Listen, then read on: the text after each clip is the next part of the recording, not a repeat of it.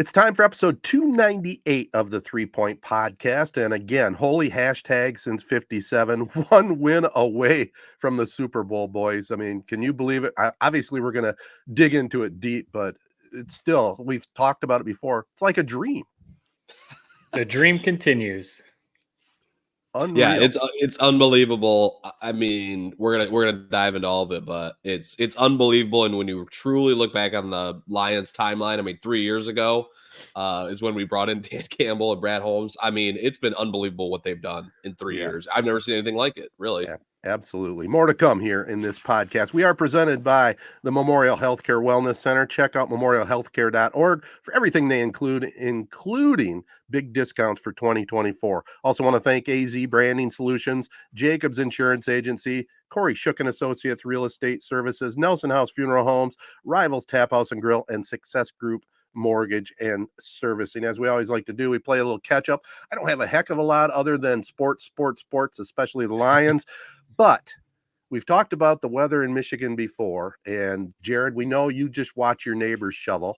Matt, you don't have to worry about any of that. But yesterday, power went out here. And I'm going, oh, will my generator start up? And lo and behold, just like clockwork, second crank, it cranked into gear. The house was back in operation. So just those small things just make you happy. You know what I'm talking about? For sure. I mean, the generator, I feel like that's maybe in the last, I don't know, Ted, you'd know better, 15, 20 years. Like it did used to be not everyone used to have a generator. Right. Like, back in the day, I'm sure you were. I didn't have one when I was a kid. Yeah, we never had one growing up either. And if the power went out, it was just kind of like, okay, well, deal with it. Don't flush the toilet. Right? Like there was always that like funny stuff that you can't do. But now it seems like generators are becoming a little more of the norm because of that. I mean, you got to heat your house, you got to keep your refrigerator running, stuff like that. So I think part of it is it was 10 or 15 years ago. We had just a humongous ice storm. Yeah. On Christmas, right? Yeah. Christmas time. And our power was out. We actually had to move over to where my mother-in-law was living. We had to stay there for like 3 or 4 days. The power was out that long. And I think that's when the big boom happened on the generators up here. That's when we obviously bought our first one, but it's very cool. I had an electrician friend hook me up with a whole new control panel in my garage. So when the power goes out, I just have to flip a few switches, start up the generator. The entire house is back in operation. So it's awesome. I'm surprised you don't got it hooked up where it's as soon as that power goes out, that thing kicks on, man, where you don't even got to think twice about it. Yeah, that's the big bucks. That's the Generac. I don't have the Generac. Generac. Yeah, it's funny you say that because I mean I'm sure at Bally or other workplaces have this too, but at ESPN that's how it is with the generators here. And actually, I know in Bristol there's multiple generators, and I know here I think there's 2 or 3. There's like a backup, and then there's a backup to the backup. But we've been at work a couple times when it's storming, and there's the threat of power going out, and I'm literally split second. You can tell like maybe the lights flicker or maybe the TV's like do a quick little thing, and then it's all back on, and it's like everyone's like, oh, there's the generator just kicked on, because then you see everyone else is talking about power's out. So it's kind of crazy. I think I've said this before on the podcast, but I just think it's a cool nugget or story. So in Bristol, where the main campus for ESPN is, massive generator. The generator that powers ESPN's campus also powers the hospital in Bristol. If the power goes out, it kicks on, powers the ESPN campus and the Bristol hospital. So you think about the amount of juice that's running through that thing. That's just kind of crazy. Yeah. But I feel like once you going out. Yeah. Because I remember I was living in Connecticut, but I went back to Michigan for that ice storm you're talking about, Ted. Yeah. And I remember being there for Christmas, and the ice was just crazy.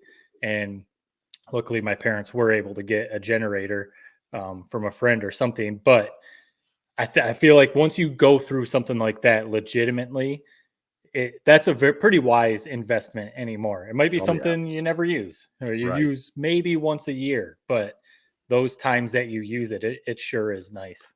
Pretty low maintenance too. You basically start it up a couple times a year just to make sure it's going to kick into gear. And it definitely gives you that peace of mind, no doubt. Yeah. Is there a top 5 worse feeling than that initial like 5-10 seconds when you realize you just lost power? No, no. I had Especially- a couple weeks ago, the lights flickered on and off here. I thought for sure we were going to lose power, but it just flickered one time and then it was fine. So I just had that feeling recently. So thank God I didn't have to fully feel it. And the worst part about losing power, I remember we finally got a generator maybe when I was in high school for that ice storm. It only powered up like 3 things, like the fridge, a DVD player, a TV, and like maybe one light. It's like, what's even the point of this freaking thing? We might as well not even have it. Yeah. I mean, the big thing is the fridge. You know, you don't know how long the power is going to be out. You don't want all your food going bad. So that is a big part. Yeah. But yeah, if your furnace, you know, is electric, or depending on how all that works, you might want to do that. But Absolutely. it's definitely a wise investment for sure. Yeah. Hey, before we get into our Lions talk too, I just want, I don't know how much you can talk about it or even want to talk about it, Jared, but the big news with Bally is the Amazon investment. That's very interesting. And it looks like the future will be good for you guys down there, huh? Yeah, sounds great. I don't think it's officially in stone yet, but Right. everything I'm hearing about it, a lot of people smarter than me saying it's a great thing. I mean, we all love Amazon obviously for the delivery and Amazon Prime and that whole thing, but I mean, their web interface and being able to distribute these games, I'm just excited because I feel like a lot more people are going to be able to watch the Detroit Tigers, Pistons, and Red Wings. And I mean, the Red Wings are in a playoff push right now. The Tigers, you know, knock on wood, we think they're going to be pretty damn good this season. Yeah. So I'm just excited that for everybody who's a viewer that's maybe had some problems with, you know, this app and all that sort of stuff in the past, that now they're going to be able to just sit and watch these games on Amazon. Hopefully, you know, problem free. Yeah. Yeah. I mean, that's the first thing that I thought about, because I know the Bally Sports, you know, not to take a shot or anything, the Bally Sports app to stream, it wasn't the best. It didn't work most of the time. Yeah, I think that's not just me. That was the overall consensus with it. So I'm sure that's part of the issues that they were working through. And we all know the Amazon Prime app, whether you watch Amazon, you know, video, or, you know, whatever you do on your phone, you know, whatever, it works seamlessly. So to think about, I'll just be able to pop that on and watch the Tigers, Red Wings, and I guess the Pistons if I want. But it's exciting, man. Yeah, it'll be nice. And it's a big thing. I was going to say, and to have Amazon behind it, obviously, because everything Amazon is. But I remember when ESPN, when they started the app, ESPN Plus, and it's still, I feel like they're working out kinks because, you know, we've become so used to streaming where you just pop on your TV, you turn on Netflix, you stream a movie, you know, whatever. A lot goes into that. There has to be a lot of, again, like you said, people smarter than you. Yeah, a lot more than what I understand, but a lot goes into making a streaming service work properly. You know, you think about like the bandwidth that has to go into it and all the coding and everything. And people think that you should just be able to pop it on and watch a Red Wings game, and it should be that easy. But, you know, if millions of people are doing it, you know, there's a lot of stuff that goes on. And so obviously ESPN, I know, is working out those kinks.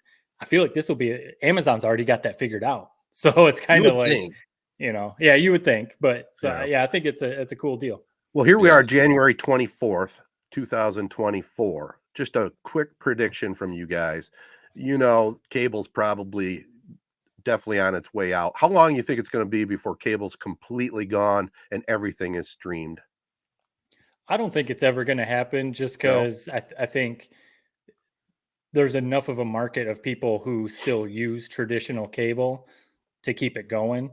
Yeah. And like, you know, businesses, there's a lot of businesses that still just, you know, bars, restaurants, doctors' offices, you know, I don't know, places that just, it's easier to purchase Comcast or Spectrum or whatever.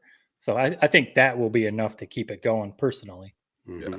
I mean, Ted, how long do you plan on living? Because I mean, the way you're kind of the last wave here. Hopefully 30 years. Your TV remote, man, it's like a cowboy in a 6-shooter. I mean, you'll pry it from your hands, from your cold, dark grave. So they got at least until your run is over, which, hey, let's hope it's another 30, 40 years. So I agree with you on that. I mean, it is funny. I've seen people on social media, Twitter, wherever, say like our generation, mine, or maybe not quite your generation, Jared, but some people saying they're starting to go back to cable because they start looking at, I'm paying for this and this and this and this and this. And they're like, I'm actually paying more. So I'm going to go back to Dish Network or, whatever. And because a lot of times now you get like HBO free when you sign up for something. So it's like, okay, well, I'll just do that.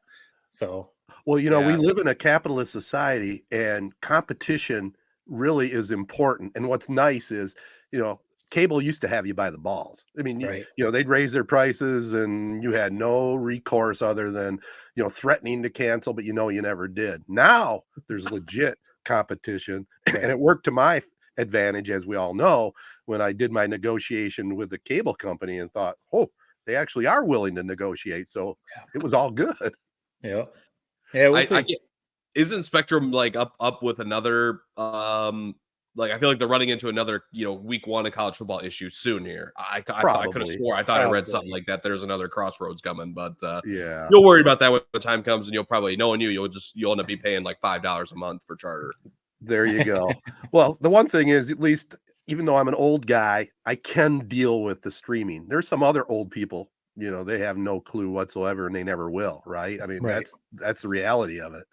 Yeah. So, all right. Well, we don't have to worry about streaming this upcoming weekend as the Lions head to San Francisco, 1 win away from the Super Bowl. We'll talk about that next, right here on 3 Point Podcast.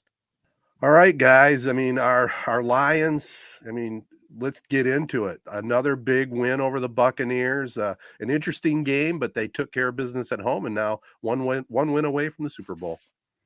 I mean, I feel like, how can you even believe it? The amount of years you've been watching the Lions, and this is just so you've seen them in the NFC Championship, 30 years ago, of course. Right. But I mean, it felt like for a long time that I don't know if this was ever going to happen, that it was just like it was a dream to think about the Lions ever making the NFC Championship. And it's all coming together. I've seen people try and say that this is like a Mickey Mouse run, that, they beat Stafford and the Rams, but really the Rams were kind of overachieving. And then they got matched up with the Buccaneers, and, the Buccaneers were basically a 500 team getting into the playoffs. And, so that was easy. They got gifted home games. And so now they get to play, trying to discredit this run by the Lions. And I really don't understand it, because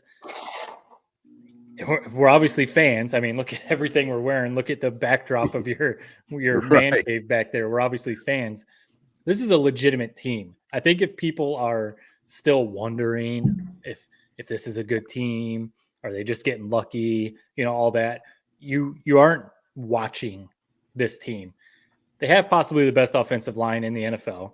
Mm-hmm. The defensive line has actually improved. Obviously, Hutchinson's a stud, but the other guys have kind of started to step up. Wide receiving core is good, with St. Brown leading the way. Laporta might be the best tight end in football. Gibbs and Montgomery have really come on as like a great 1-2 punch. I mean, Jack Fox, even if you want to go that far, the punter is maybe one of the best in the league. So like this team is complete, top to bottom. And I was texting some friends after they beat the Buccaneers, and you guys know my feelings on Stafford. He's one of my favorite Lions ever. But those years that they made the playoffs with Stafford, now looking back, it didn't feel like this. Like, yeah, it was exciting, Lions in the playoffs, but I feel like those teams, they just basically hoped Matt Stafford turned into a superhero and they won games. Like that's almost how those teams got by. Calvin Johnson caught 2 touchdowns, and, they won 38-34 shootout. This feels like an actual team. You see the videos in the locker room. They all love each other. They love Jared Goff. They love Dan Campbell. They're a complete team, like I just said, top to bottom. This just feels different than those Matt Stafford playoff appearances that they had, because they never actually won a game. So this is a team. This is a legit team, and I think they can go to Santa Clara and beat the 49ers. I don't think that's like a fan take. No, I said it when they beat the Rams. Once they got the monkey off their back of the Rams, which I think the Rams, I get what you're saying, that there's been some naysayers. I think the Rams were a pretty damn good team. Outside of the Lions and the 49ers, I'd argue they might be the third best team in the NFC. Yeah. flat out what Dan Campbell has done with this culture, Matt. You're explaining how it feels so much different than those Matt Stafford teams. Nothing against Matt Stafford. I mean, maybe he was the one ray of light trying to keep those teams moving and keep them going, but they seem so night and day better than what those Stafford teams were. They have fun. The culture is immaculate. Dan Campbell deserves a gold star. Brad Holmes, same thing with him. The way that they're lockstep on everything, even in the draft room, we see all the reaction videos. For one, we can't shit on anything Brad Holmes does next year's draft. Just make a mental note of that. Maybe that's a mental note for myself.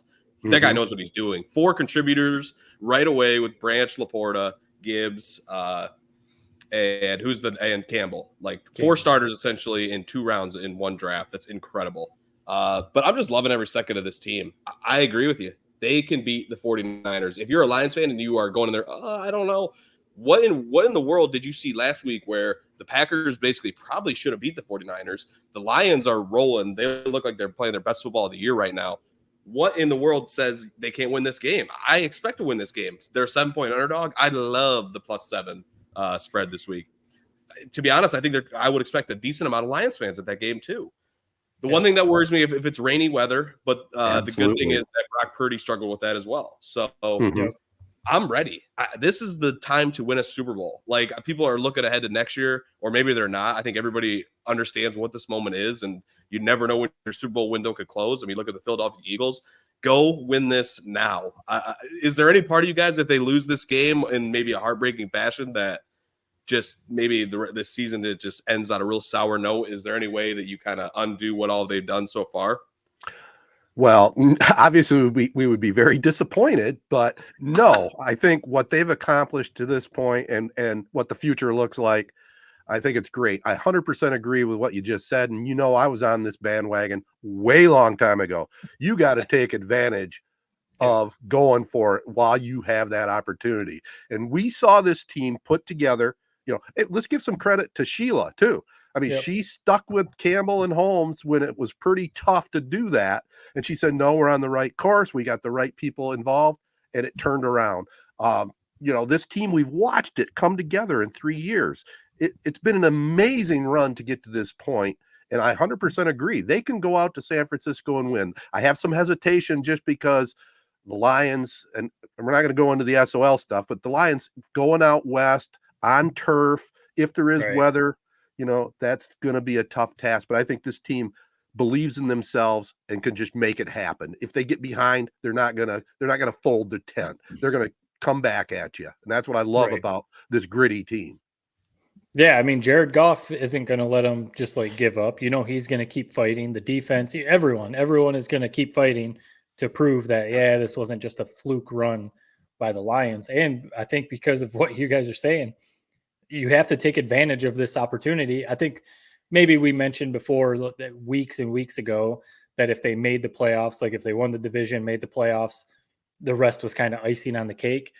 But, now that you're in this position, it is no, go win the Super Bowl. And that's not, it's a realistic thing for them to go win the Super Bowl. Obviously, the Ravens look like they're the clear-cut favorite right now.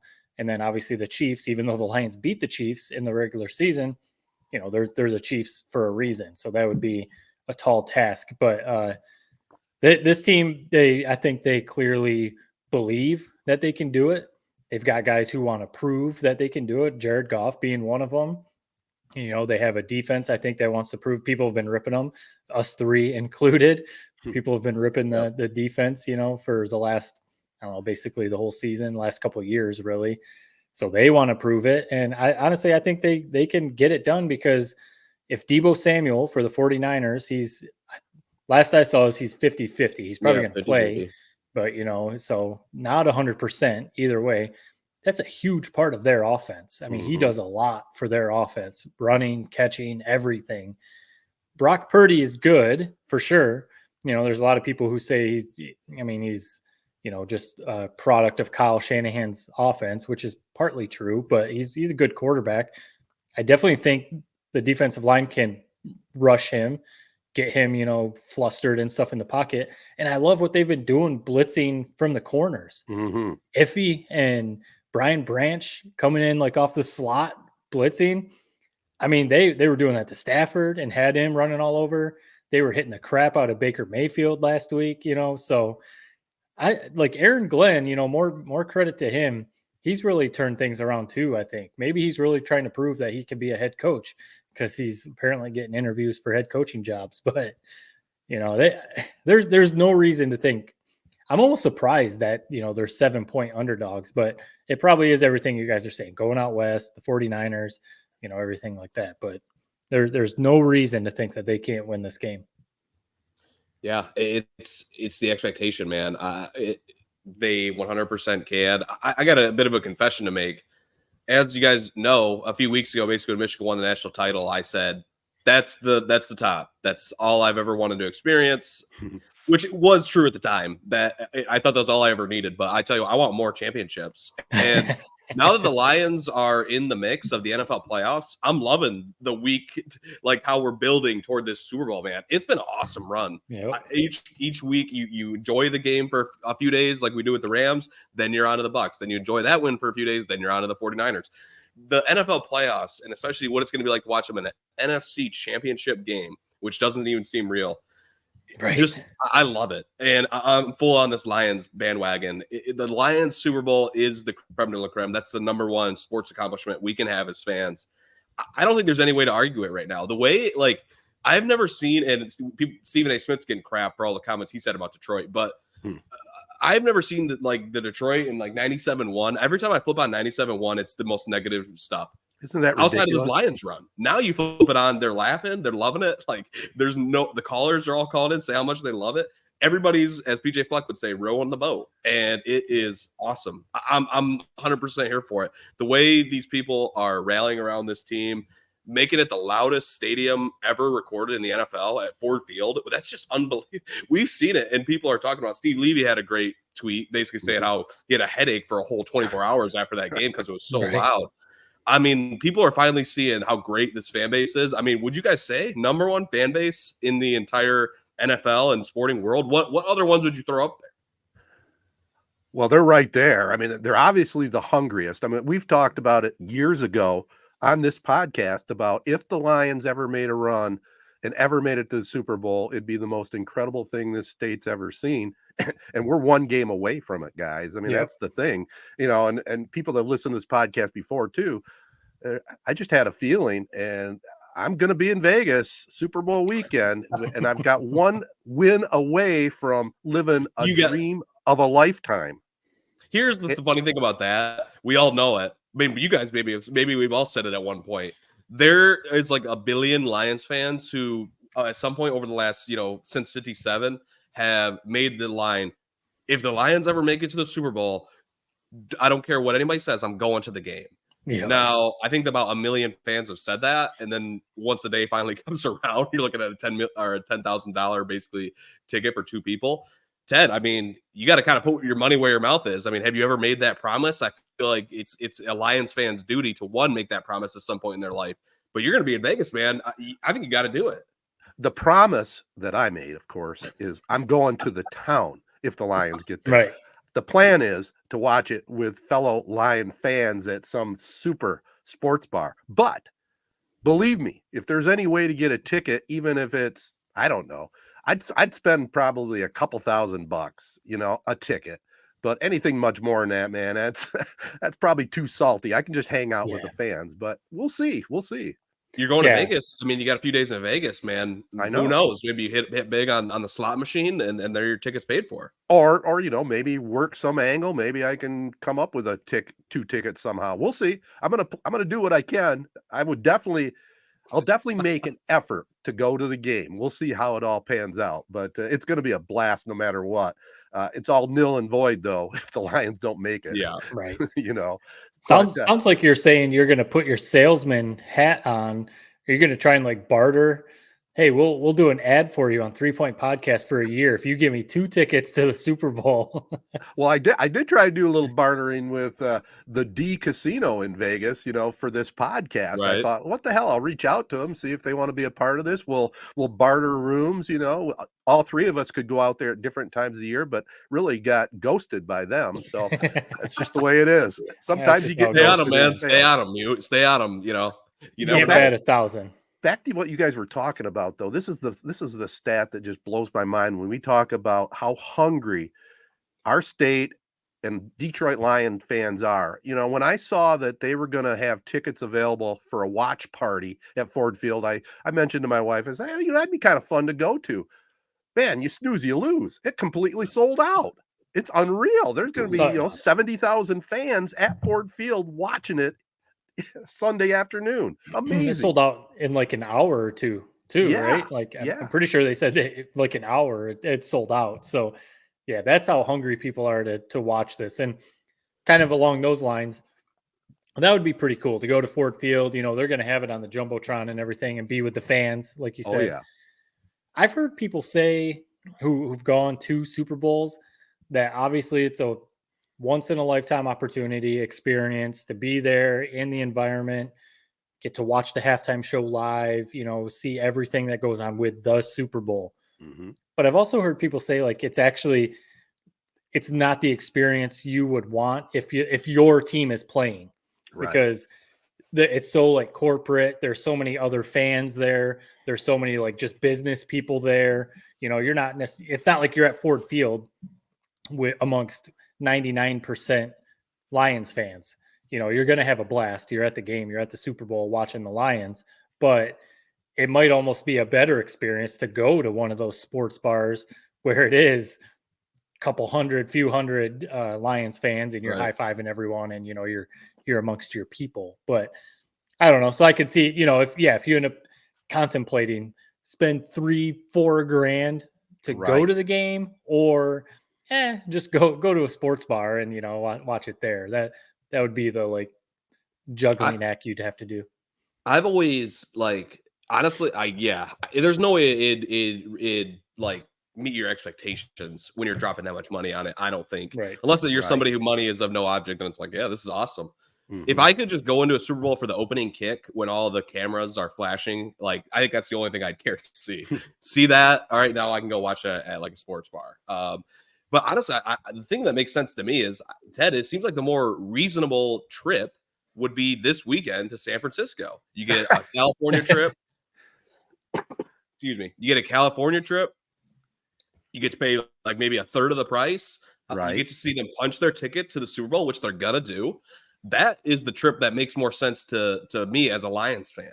It's just funny that we never really thought about that. Now the NFC Championship's here, nobody's booking their ticket out there. Do you guys expect there to be much of a Detroit Lions fan base in it's not Candlestick anymore, but Levi's Stadium or whatever they call it nowadays? I've heard there might be 20%, but that's what I just saw yesterday, I think, online. Last week the 49ers shut out pretty much everybody that was on the Packers, which how the Packers travel. Yeah, Packers are similar to Lions. Yeah, I bet there will be a lot. I mean, we've seen it all season that every away game for the Lions, there has been a lot of Lions fans there. So yeah, I'll be curious to see how many make it out. But the Lions fans, Ted, would you say it's similar?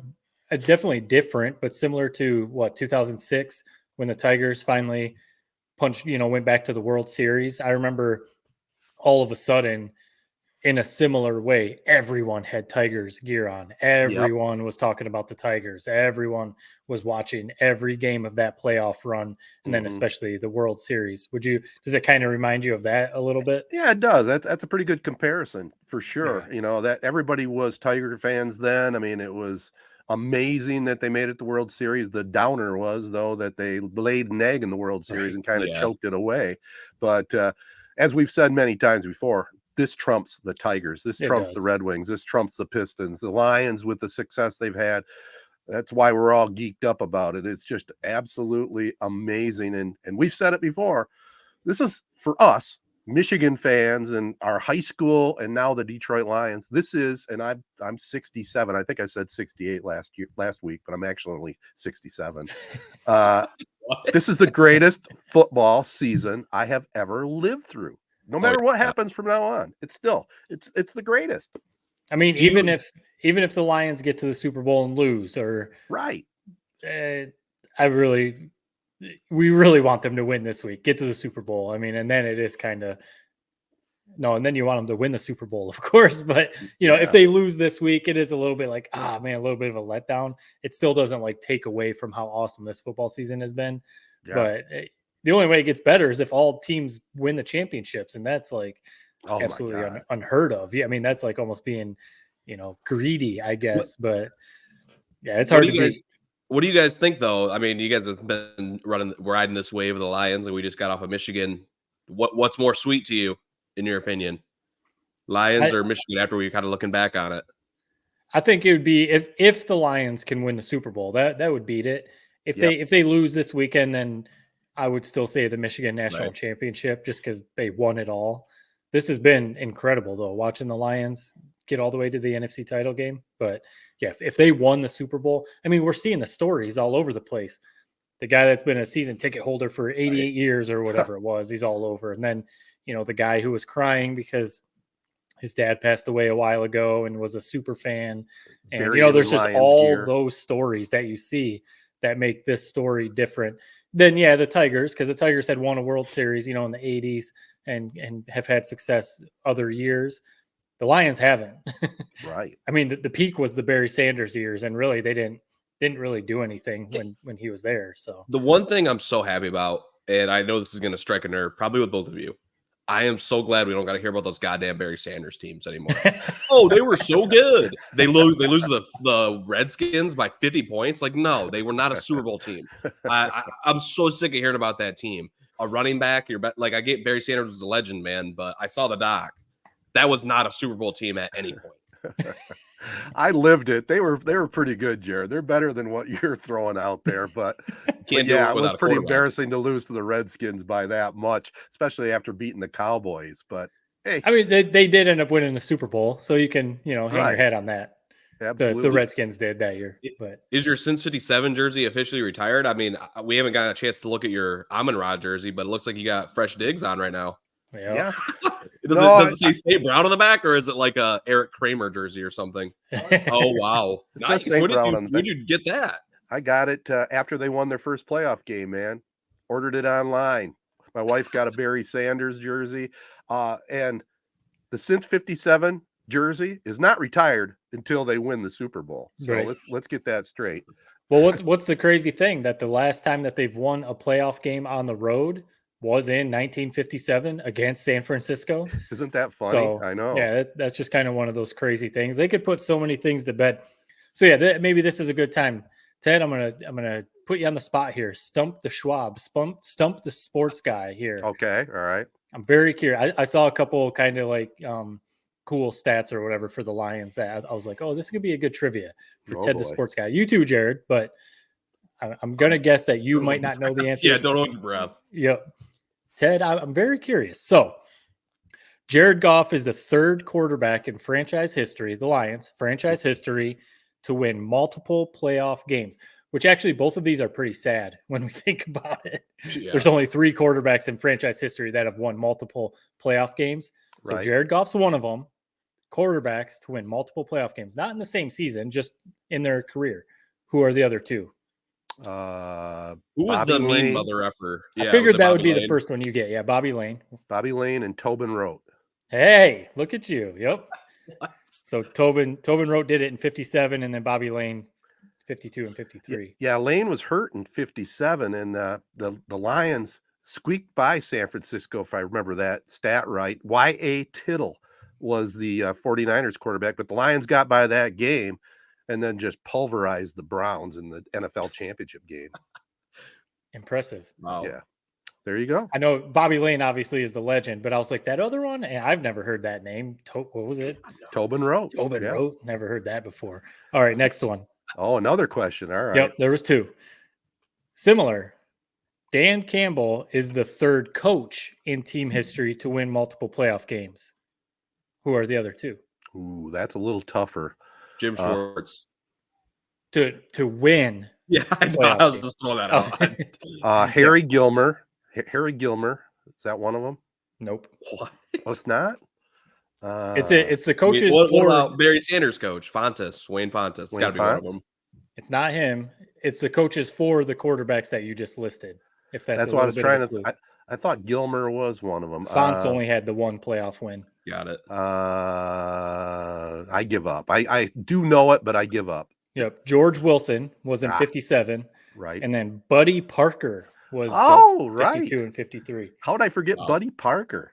So what you're saying, hearing those names, is Dan Campbell is the best Lions coach we've ever had. I mean, is that crazy to say that in just 3 short years? I think he is absolutely right. Joe Schmidt was pretty good coach in the mid '60s, but they just couldn't get by the Packers or the Colts. But Campbell for sure. I mean, and we don't need to go back in time. Everybody had their question marks about Dan Campbell when he was hired, right? But it didn't take us long to go, this guy might be something special, especially coming after the Matt Patricia days, right. And Marty Morningwig and all the others. What the hell that is?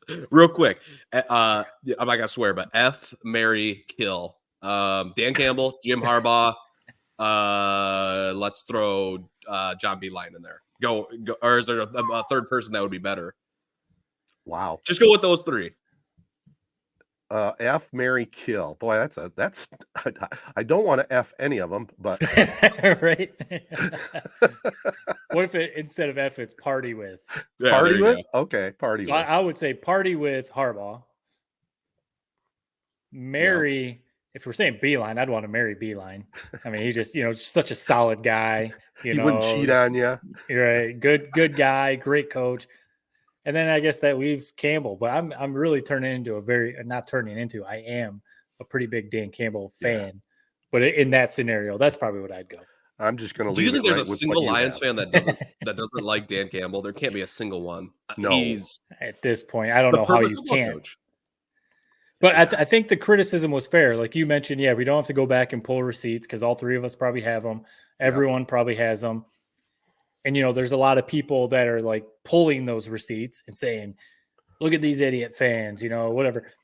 I think it was completely fair to wonder if he was going to be a good coach. I mean, he's coming in after Patricia and Bob Quinn, whatever the heck they did with the Lions. The roster was terrible. Jared Goff at the time, this isn't me being a hater, there were questions about him.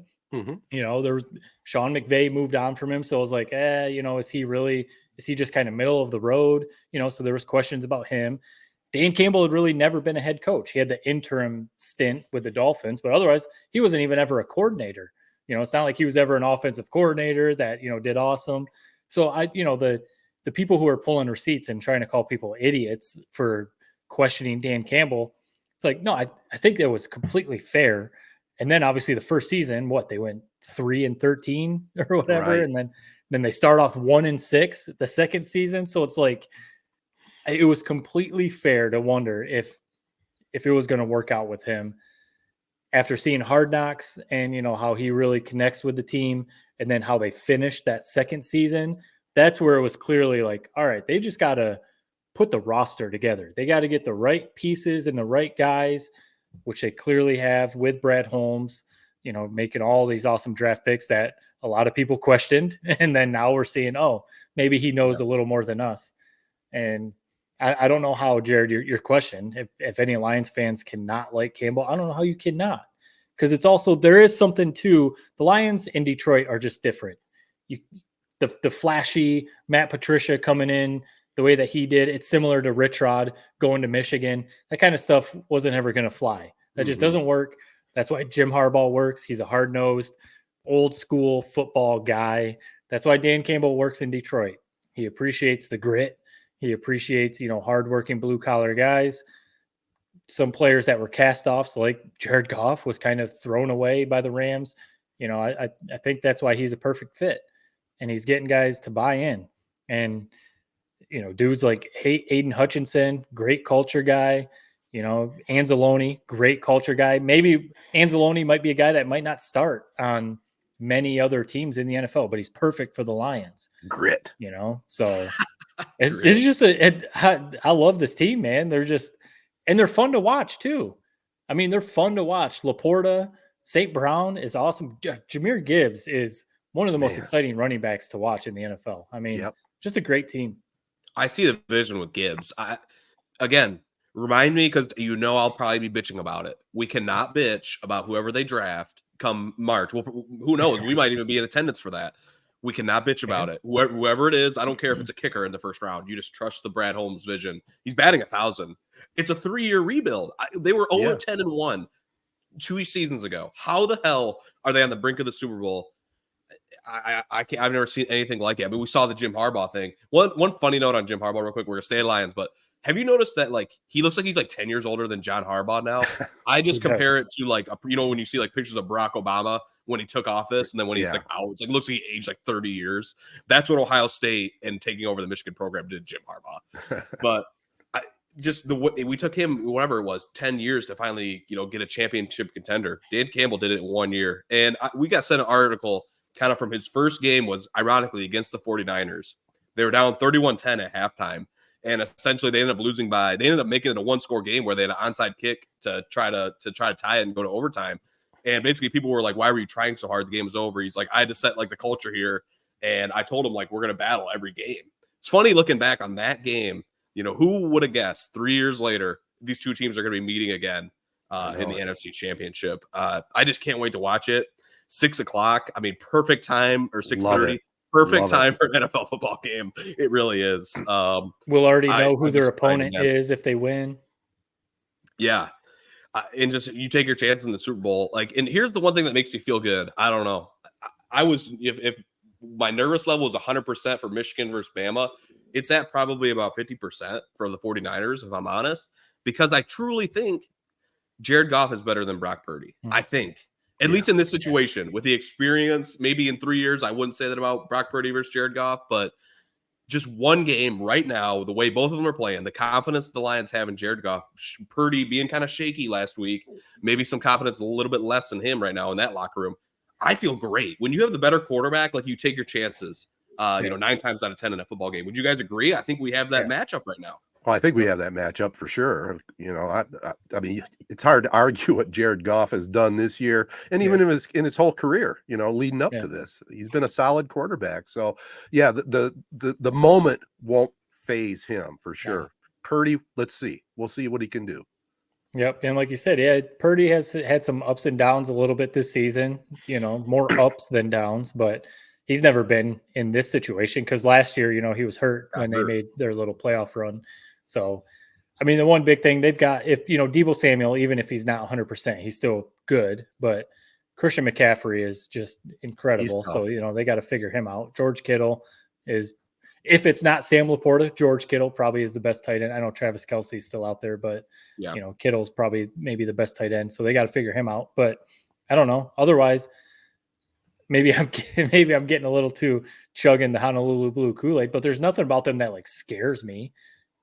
Going against the Rams, it was Matt Stafford might throw for 400 yards and 5 touchdowns and just absolutely torch us.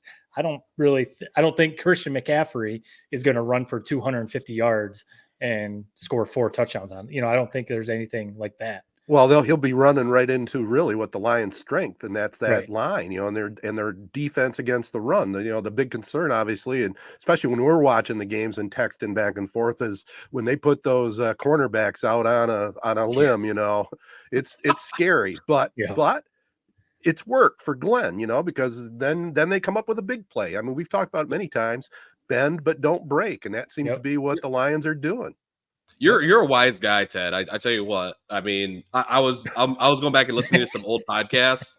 You've been on the right track. Other than the one time when you said Jared Goff was lionized, you've been on the right track about this Lions regime the whole way. I mean, even this defense. I mean, I was saying that they were horrible a couple weeks ago. I mean, they still like have a few mental lapses every game that leave you shaking your head. But you make it this far. 2 playoff games where teams are held, I believe below 25 points, or right around there, under 30. They're standing up to the billing. They bend, don't break. They're very similar to the Michigan defense in that respect, where when you get in the red zone, that's when they play their best ball. Yeah, I feel good about them. I really do. They're tough. They're ready to win this game. I would be shocked if they lose. That's where I'm at this point. Shocked if they lose. Agreed. Knock on wood. Well, I think the questions about the secondary is fair. We've seen what's happened over the last 6-8 weeks or whatever. But what they do is they somehow come up with turnovers. Like Gardner Johnson and, Jacobs, like Joseph, somehow they get the ball. Like, ball gets tipped and they're right there, or they do make interceptions. And And I think that's something they could maybe do with Purdy. If Hutchinson can and blitz him and, those corner blitzes, get Purdy to throw some crazy passes, they can come up with some turnovers. And that's one thing Goff, he's had a couple games into like where he did turn it over, but overall he protects the ball really well. Playoffs. So, especially in the playoffs. Right. So I think that would lean towards the Lions, the turnover battle, the offensive line. So Jonah Jackson won't be playing, but they've kind of been moving their offensive line around all season. So I think the O-line will be fine. Yeah, they've got some pretty good depth there. Yeah, they've got depth, and they've got, Penei Sewell and Frank Ragnow are probably two of the best in the NFL. So the 49ers defensive line is probably the best in the NFL with, Chase Young and Nick Bosa. So that's going to be a tall task, but I don't know. Like I said, maybe it's the wave that we're riding on, but I would put my money on the Lions. The one thing would maybe be weather out there on the West Coast. That might be the one thing, but whatever. Like you said, Jared, I think off the top, Purdy looked rough in the rain last week. So, and the 49ers are one team you don't want to have to like kind of ground and pound. Like that's their MO. But the Lions, I think they have a better offensive line. I know they have Trent Williams and obviously Christian McCaffrey's a stud, and Kyle Shanahan's dialing up, great schemes. But I'll take my chances in a rainy game. If your strength is your offensive line, like we talked about all year, it's like that you should be licking your chops for a game like that. One quick question I have for you guys that I've been having to hear about for the last 2 months essentially. James Houston, where are you guys at? If he suits up, are you expecting major production? Are you guys like licking your lips, waiting for him to suit up, thinking you're going to get a big like contribution from him? I don't understand the obsession with that guy. Yeah. Like he had a great rookie year. But I don't care if you're Aaron Donald. You haven't played football in whatever it's been, over 12 months. We're just going to drop you in a big-time NFC Championship playoff game against the 49ers and hope that you produce. I think we're playing with fire with that. I really do. And I don't know whether he's playing or not this week, but I wouldn't play him. I wouldn't.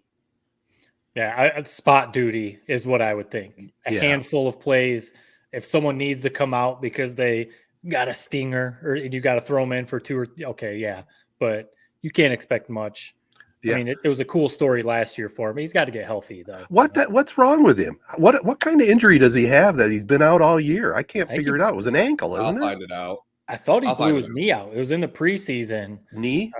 I thought it was a serious, like he had to have surgery. Okay. But I remember it was a preseason game. He was making a tackle and either blew a knee out or busted his ankle. Fractured ankle.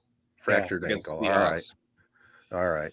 Well, not to bring it down, you're talking about Houston coming in. The Lions sign a tight end. Good stat, Zach Ertz. Yep. Just to bring it down a little bit, using my old memory, I remember when the Dallas Cowboys signed an all-pro tight end who was at the tail end of his career, 38-year-old Jackie Smith. And in a key moment to get to the Super Bowl, it was Super Bowl 13. He dropped a pass in the end zone from Roger Staubach right on the money. I hope that's not an omen for Ertz. Why did you even say that, man? Right. I thought he was going to be he caught a touchdown. Yeah. What in the world? Well, I got to. I don't like that. Facts. I don't like that you just threw that out there. That if that scenario happens, I will not be here next week. You're going to champion it by yourself. You're going to eat that. If it comes down to a Zach Ertz drop pass in a key situation, you deserve it, man. Yeah. Well, think about it. When's the last time he's played? I know I hate it. Brock Wright got hurt. Right. what a great play that is that Ben Johnson dials up maybe once a year. That tight end release, tremendous. It's money, man. When he calls that play in the huddle, he's like, "Yep, this is 30 yards at least." Yep. It's just such a money play. I love it. It's something. Especially old Red Arrows used to run that all the time. Awesome. In high school under Noel Dean, so it's cool to see that play. Especially because it's to Brock Wright. Everyone thinks that's going to be Sam Laporta. Right. Brock Wright probably has 5 catches on the season, so you leak out the guy that no one's expecting, and then he makes the play. And then he makes the slowest juke move that has ever happened in NFL football, but he juked that DB out of his jock. It's probably still on the ground at Ford Field out there. It rumbled for 29 yards. He looked like Dan Campbell out there playing, but no, Ben Johnson, he does dial it up a few times a game, some of those kind of plays. So, him and Kyle Shanahan are going to be going head to head on Sunday. No And that's doubt. what I mean. Rex Ryan had a great little rant. I think it was maybe Monday when he finally did, or maybe Sunday night after Lions won. Loves the Lions. Everybody Well, loves the Lions. his They're son America's team, man. coaches on the Lions. Oh, okay. He I didn't know that either. Yeah. He said basically how it's like everybody assumes Matt Campbell or Dan Campbell's this idiot. No, he's a pretty goddamn smart football coach. How could you argue that at this point? Beat Sean McVay, round 1, 100%. Todd Bowles, Super Bowl champion, beat him round 2. I take our chance against Kyle Shanahan as long as he has these coordinators. Not to go on a negative note, do you guys think Ben Johnson's gone after this year and maybe Aaron Glenn as well? What do you think with that? 50-50. It's Lions get to the Super Bowl, the chances of them staying are better because they're making hires, left and right. Right. But boy, I think Johnson's gone if I had to pick up one of the two. Because you'd have to think some team, because of how the NFL works, the hot offensive coordinator, someone's going to throw a ton of money at him. Aaron Glenn, because it seems like him and Dan Campbell are really close. Maybe the Lions can get him to stick around, but you'd have to think. Well, Ben Johnson interviewed for the Panthers, and I've heard people down here say, like, listening to local radio and actual Panthers fans say that people told Ben Johnson not to take the Panthers job because it's such a dumpster fire. The franchise is in a bad. Yeah. So what else is kind of left at this point? The Chargers that Harbaugh's going after, Washington, and I think that's basically the Falcons. But the Falcons seem to be going after like Belichick. So I don't know. I mean, my gut would be Ben Johnson's probably gone because some team is going to offer him $15 million a year or something crazy. Right. Yeah, my guess is Washington. If I had to pick a team right now, what I have the feel on, but I saw that there's a connection there too because Chris Spielman obviously works for the Lions now. His brother is Rick. Has some role with Washington.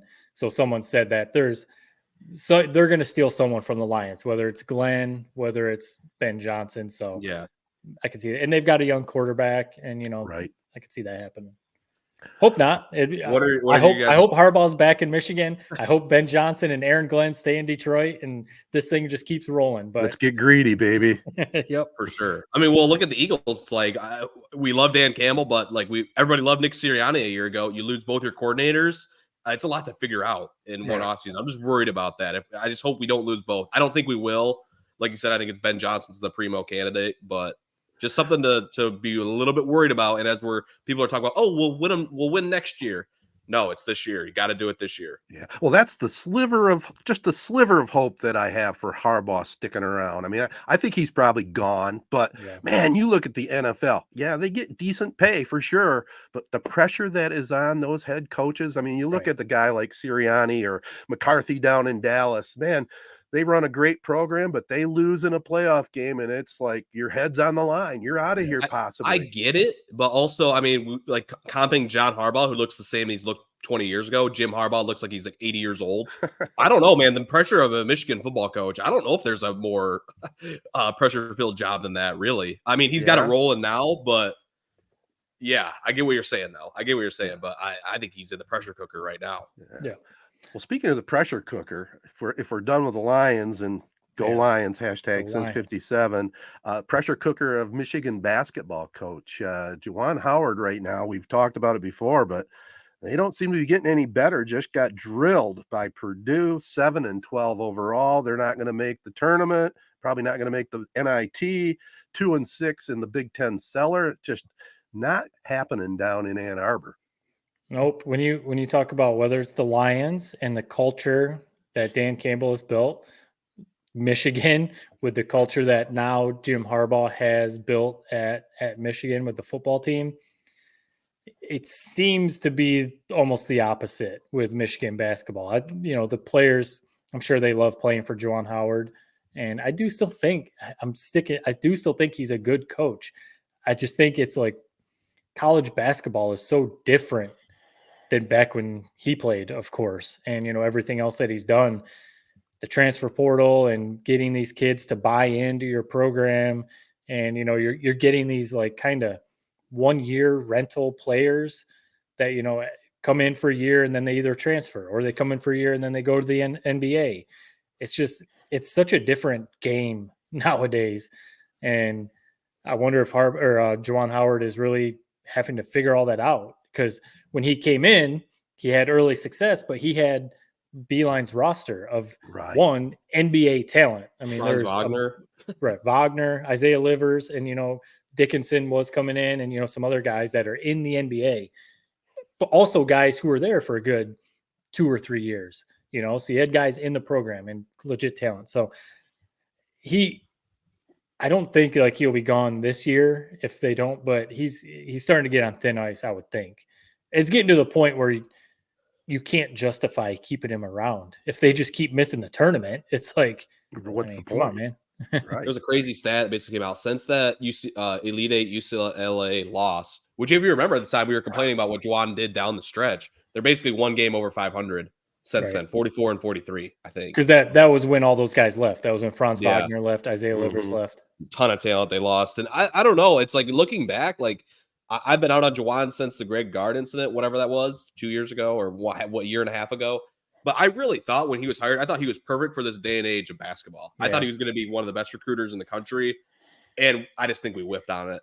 I don't know. I think it's time to move on. Nick Stauskas tweeted something last night basically saying how this group doesn't understand what it means to wear the block M on their chest and they don't seem to be having fun, all this and that. It's dire straits, man. We made a deal with the devil way back when Jim Harbaugh came in and Beeline left. Like, the football program is going to be great, but this basketball program you guys have kind of taken for granted, it's going to go back to what it was basically your whole life.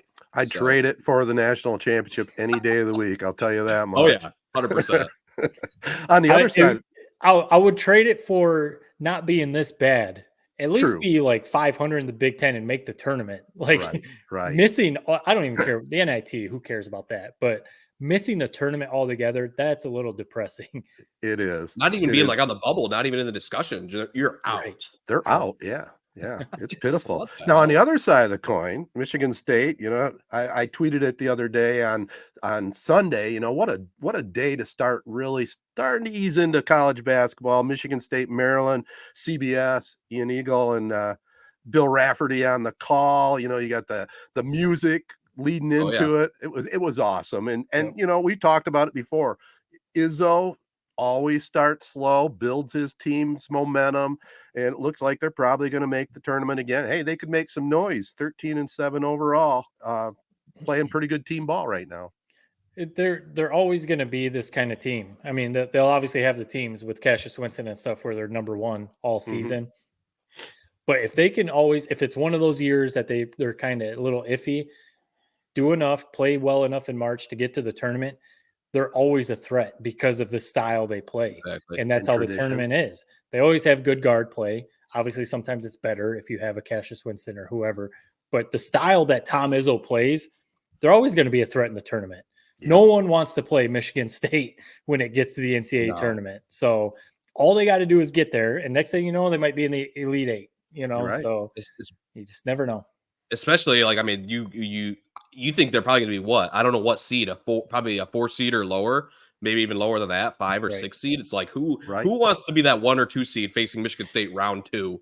Exactly. And basically, it's like where you feel like you're not even like it's like basically an even matchup.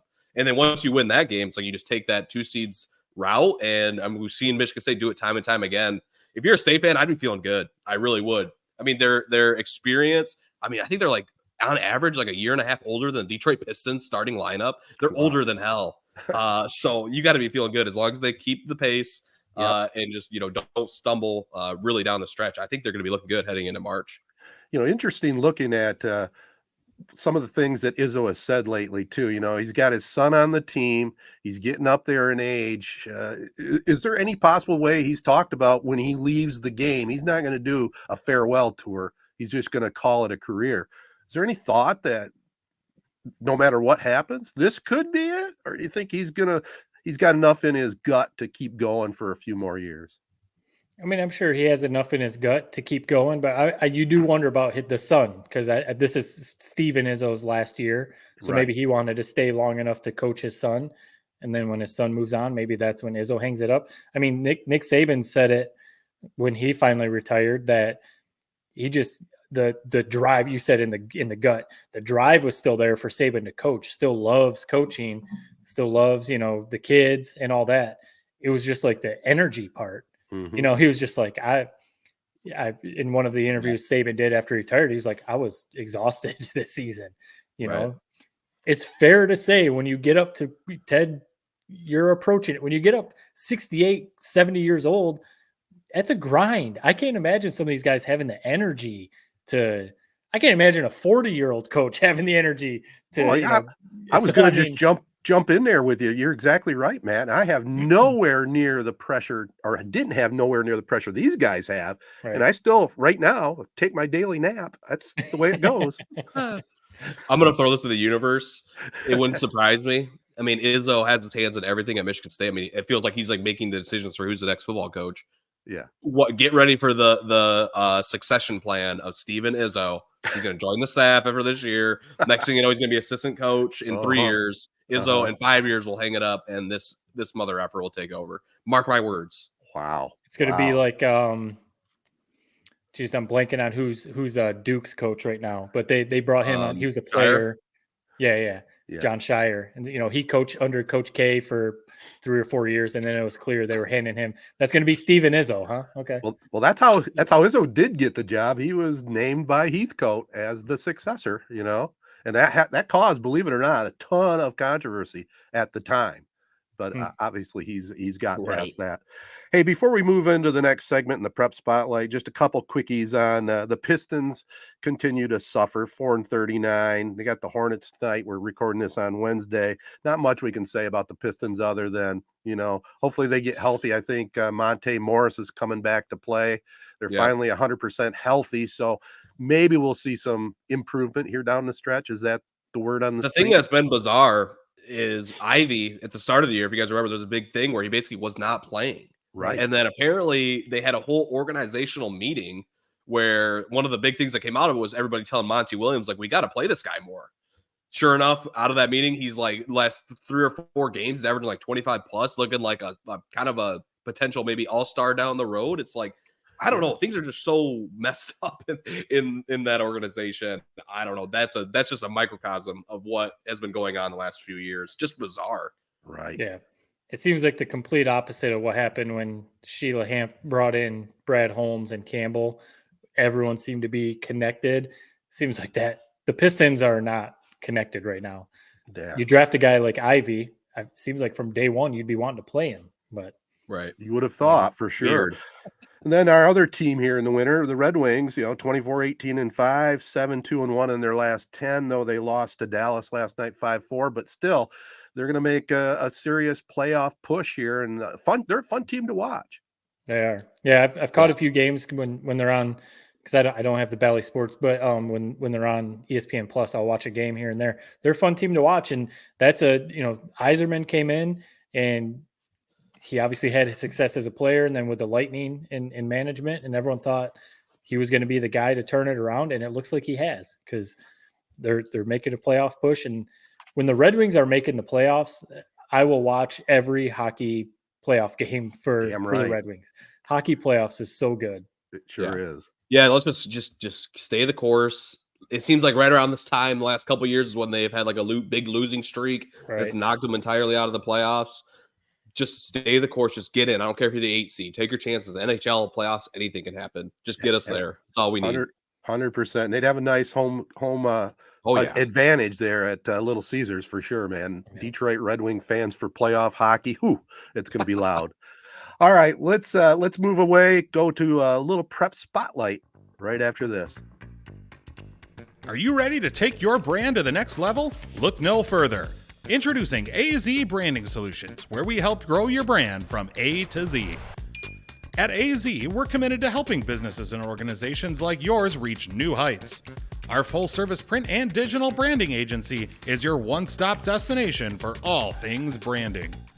Need a stunning web or graphic design that captures your essence? We've got you covered. Want captivating social media content that engages your audience? Done. And that's not all. We're experts in video production and photography, ensuring your brand tells a compelling visual story. Plus, we specialize in screen printing and embroidery, turning your brand into wearable art that speaks volumes.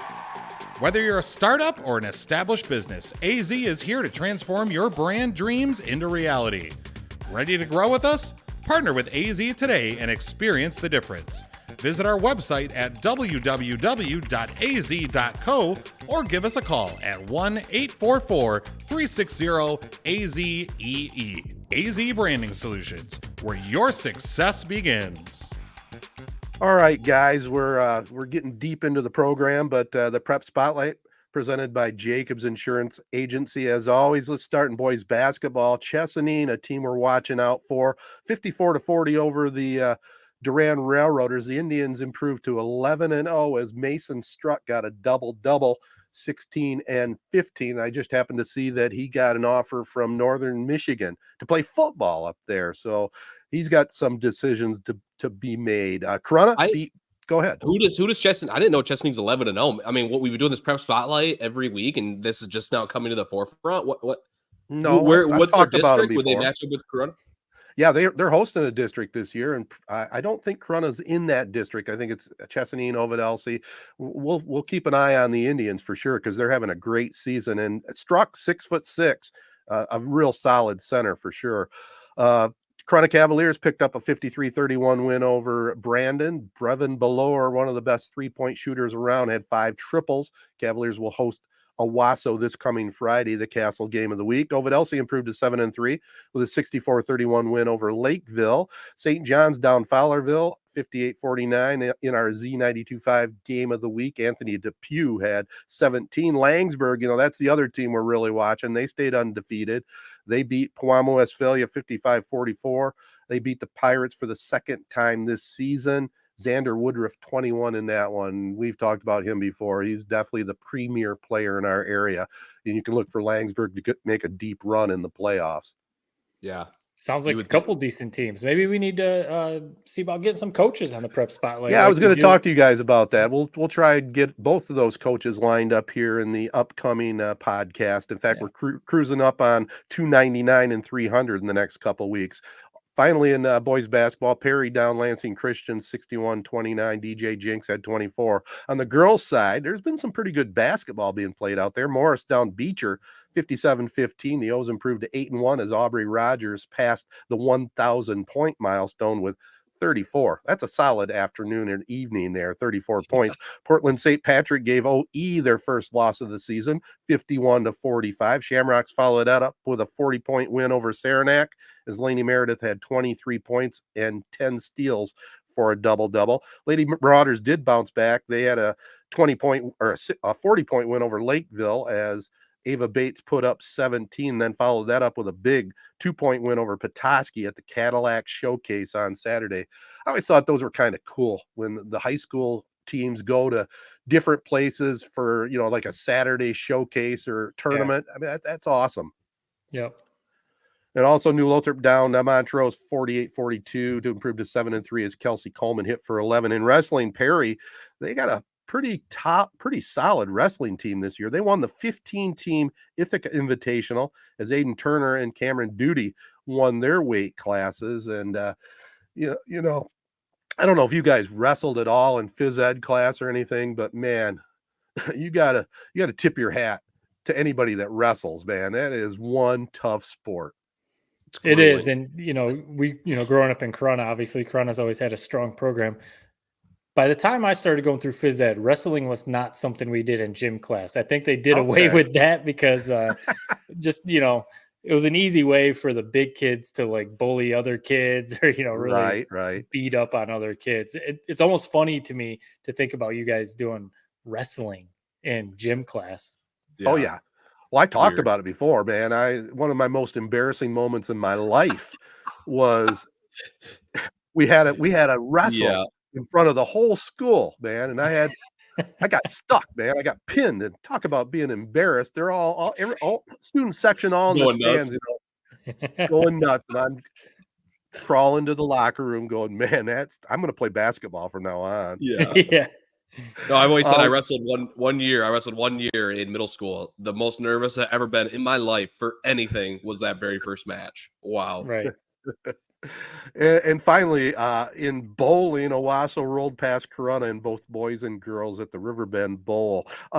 Before we get out of this segment, the big news, obviously, here for Corona and their football followers, the Bauer boys, Tarek and Wyatt, flipped on their commitment and now going to go play for Tony Annese up at Ferris State. That's going to be a fun team to watch in the next 4 or 5 years.